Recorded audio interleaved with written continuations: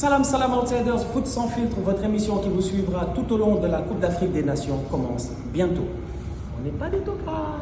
Salam salam outsiders, le débrief commence maintenant. Liverpool l'emporte aujourd'hui 2-1 face à Tottenham et de son côté, Manchester City l'emporte 3-0 face à West Ham. City a gagné 3-0 face à West Ham. Les fans de City, ne venez pas me fatiguer. Chaque week-end, vous êtes là à me fatiguer en me disant « Ouais, le débrief de City ». J'ai pas envie de vous débriefer parce que vous me faites peur, parce que vous êtes là dans mon dos, parce que Arsenal n'a pas encore joué. J'attends le match d'Arsenal là, ça commence dans quelques minutes. J'attends le match d'Arsenal, mais avant le match d'Arsenal, je suis déjà stressé parce que City est devant, City est premier de Première Ligue. Donc à un moment donné, on va d'abord parler de Liverpool. Cette équipe de Liverpool là, ces bandits de Liverpool là, on pensait réellement que la saison allait mal se passer, que c'était compliqué, etc. Il y a eu pas mal de choses qu'on s'est dit et tout. Et pourtant, Liverpool est en train de se gérer en ce moment. Je vais pas vous mentir, quand même, ils sont cinquièmes.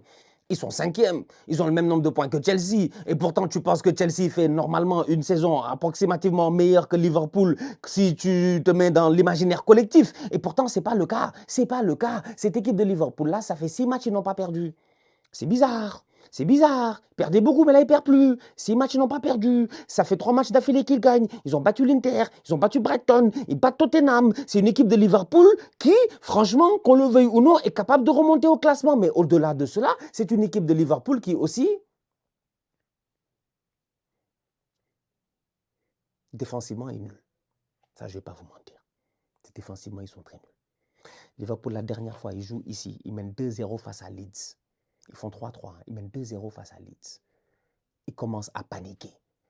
Leeds revient au score. Ils mènent 3-1 face à Leeds. Il reste 7 minutes. Ils paniquent. Leeds égalise.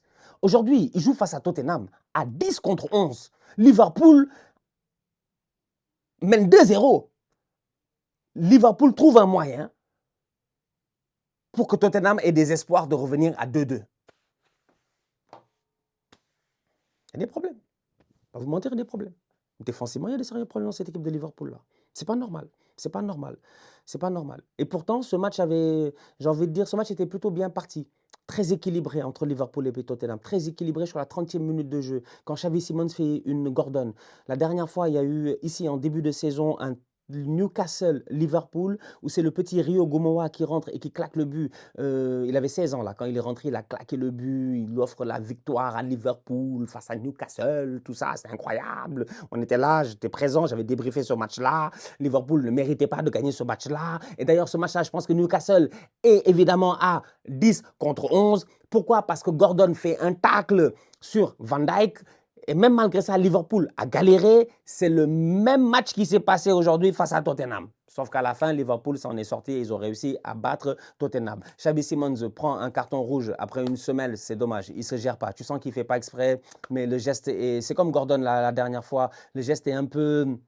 Je sais pas, il est un peu forcé, il aurait pu être un peu plus calme, un peu plus posé au pressing. Il suit en plus la mouvance de ce Tottenham Stadium où ils sont tous chauds. Tottenham n'a pas gagné depuis 7 matchs. Tottenham, ils sont nuls. Vous-même, vous savez, c'est des totocars. C'est pour ça que nous, à Arsenal, on ne parle plus avec Tottenham, franchement.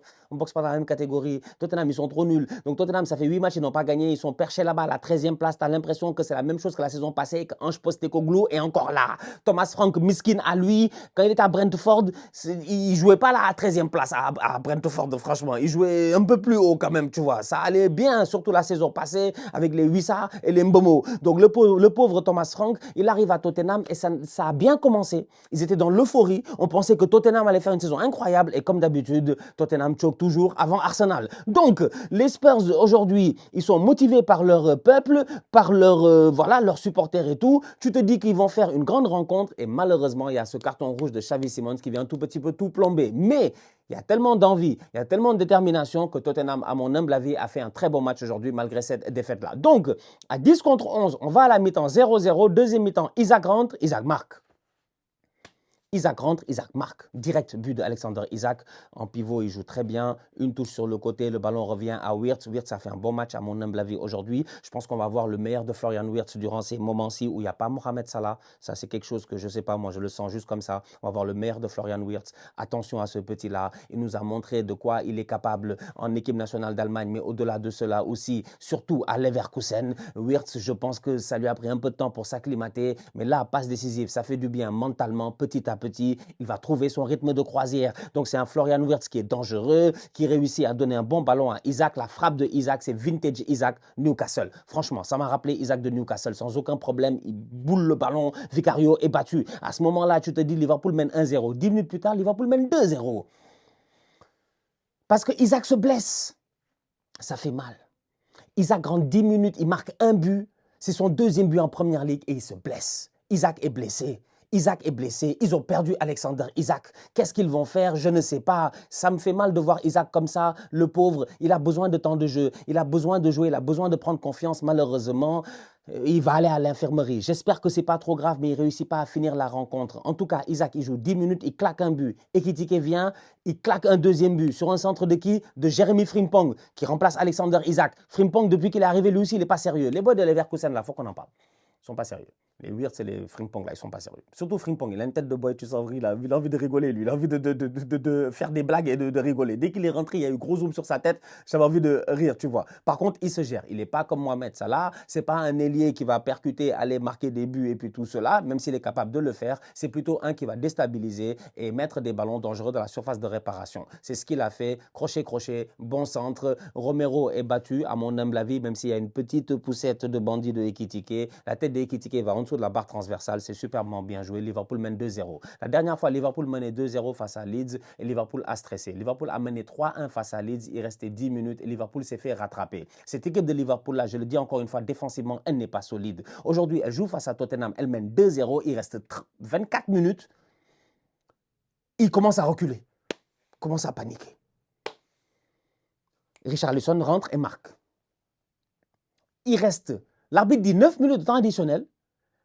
Romero se débrouille pour prendre un carton rouge parce qu'il est bête. Il est bête, Romero, il est stupide, très très stupide lui. Moi, je ne comprends pas. Genre, franchement, réfléchis un peu, ouais. Franchement, toi, tu es à 10 contre 11.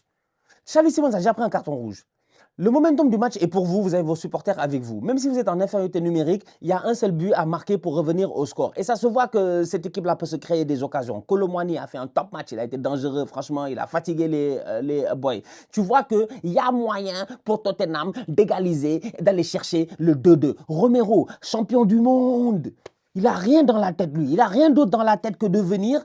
Il se fait bousculer un tout petit peu par Konaté. Lève-toi, tu as la faute. L'arbitre a sifflé faute pour toi. Lève-toi, replace-toi. Il ne reste pas beaucoup de temps. Vous êtes dans le temps additionnel. Cet idiot-là, il allait donner un coup de pied à Konaté. Mais Konaté a commencé à faire de la guitare. Il a dit j'ai mal. Tu veux que je te dise quoi? Il prend un carton jaune, deuxième carton jaune, carton rouge, il sort. Et même malgré ça, à 9 contre 11, Tottenham a failli marquer sur la dernière occasion du match. Liverpool doit se gérer défensivement. Ce n'est pas sérieux, franchement, ce qui se passe à Liverpool défensivement. Ils doivent être beaucoup plus rassurants, ils doivent avoir beaucoup plus d'assurance, ils doivent être beaucoup plus en confiance. Moi, je vois une équipe de Liverpool qui manque un tout petit peu de temps en temps de confiance.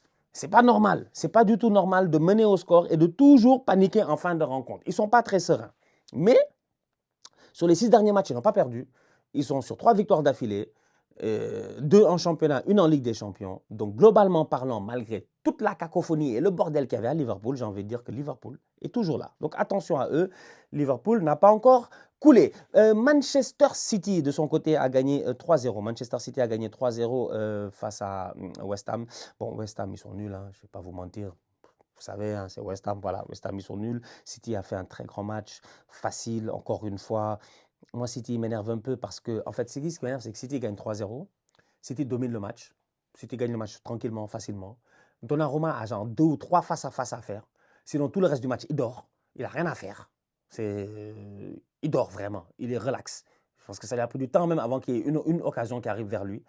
Mais il fait 3 arrêts incroyables. Il y en a un sur Somerville là qu'il a fait. La frappe, il la prend sur la tête. Bang! C'est Donnarumma, tu peux compter sur lui. Moi, je connais Ederson. Ederson, les matchs comme ça, là, il dort. Il dort vraiment, lui. Lui, il dort, il ronfle. Il dort, il ronfle, il prend des buts bêtes. City fait 3-1. On connaît Ederson. Mais là, franchement, je pense que cette année, ils se sont gérés. Ils ont vraiment un top gardien. Top performance de la part de Donnarumma, qui n'a pas eu grand-chose à faire, mais a fait quand il fallait faire. Et ça, c'était important parce que ça a permis à City de garder ce clean sheet-là. Erling Haaland, 2 buts, 1 passe décisive. J'ai envie de dire qu'offensivement parlant, c'est une équipe de City qui fonctionne très bien. C'est-à-dire que déjà, Nico Gonzalez. Vous avez vu le mouvement de Nico Gonzalez? Protection de balle, il se retourne, il donne sur le côté, centre, but.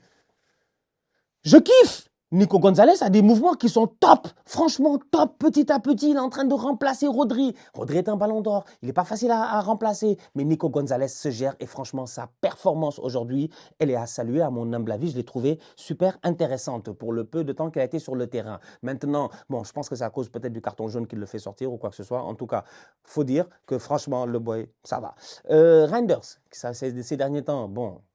Il a bien commencé la saison. Je pense que le premier match, il avait marqué et puis tout cela. Reinders est buteur aujourd'hui. Ce qui m'intéresse dans le but de Reinders réellement, c'est déjà Matheus Nunes qui, sur le poste de latéral droit, a fait un travail incroyable. Il se gère énormément bien et surtout quand il se projette, il est bon parce que c'est un milieu de terrain et même il peut se projeter encore beaucoup plus loin. On peut même dire un milieu de terrain à vocation box-to-box et tout quand il était chez les Wolves, il me semble. Donc Nunes, il apporte quelque chose offensivement. Ryan Cherki, j'en parle même pas. Et ce qui est fou avec City, c'est que tu as l'impression que tous les boys qui sont devant le ballon leur collent au pied. Cherki, il fait double contact, le ballon ne bouge pas. Quand il donne le ballon à je ne sais plus qui, le ballon ne bouge pas. Quand le ballon arrive dans les pieds de Reinders, il réussit à l'amener d'un côté, le ramener de l'autre malgré la pression et frapper en une demi-seconde. Le ballon ne bouge pas. C'est ça Manchester City en fait. C'est des boys qui techniquement parlant sont juste trop forts. Franchement, Cherki, trop fort. Foden, trop fort. Haaland, tueur. Reinders, trop fort. Bernardo Silva, l'ancien. Gonzalez, le nouveau Rodri. Je ne sais pas, ils sont dangereux en fait, tu vois. Ils savent gérer les tempos de la rencontre. Ils sont en contrôle du match permanemment. Ils ont un Erling Haaland qui ne rate pas beaucoup. Et même quand il rate, arrêt de Areola. Arrêt de Areola. Areola, il fait l'arrêt. Normalement, c'est un défenseur qui doit sortir le ballon. Non, c'est Haaland qui vient reprendre le rebond pour claquer le but. C'est ça, Manchester City. 3-0 face à West Ham, franchement, pas grand-chose à dire. City est premier de la Première Ligue, provisoirement. Ne me demandez pas comment. Mais moi, je ne sais pas. Moi, je ne peux pas vous dire. Ils sont premiers. Ils ont 37 points, à égalité de points avec nous. Si Arsenal... ils ont 37 points, on en a 36. Si Arsenal ne bat pas Everton, ou si Arsenal fait match nul face à Everton, City reste premier à la fin de la journée. Et je l'ai déjà dit, si City prend la première place, on ne sera pas champion cette année. Je connais mon équipe. À moins d'un miracle. Ça fait tellement longtemps que j'attends un miracle, ça fait 20 ans que j'attends un miracle, je n'ai pas vu de miracle. Pourquoi cette année il y aura un miracle? Je vous avais dit, le chauve là, il souffle dans mon oreille, il souffle plus dans mon oreille maintenant. Il souffle plus dans mon oreille maintenant. Il est là à côté de moi, il me parle en face à face. C'est pas possible. Moi, je pensais qu'on était bien, on était tranquille, les City, tout ça, c'était terminé, les gars étaient loin. Mais non, on s'est débrouillé, on a perdu énormément de points sur, je pense, 9 points, on en a pris 2 à un moment donné. Ça a suffi pour que Manchester City nous rattrape. Donc, hâte de voir ce que Arsenal va faire face à Everton et j'espère que mes Gunners vont se gérer. Bref, la famille, on se capte très bientôt pour une nouvelle vidéo. D'ici là, on continue à liker, on continue à partager, on s'abonne. On est ensemble, on reste en santé, toujours le plus important. Tous outsiders.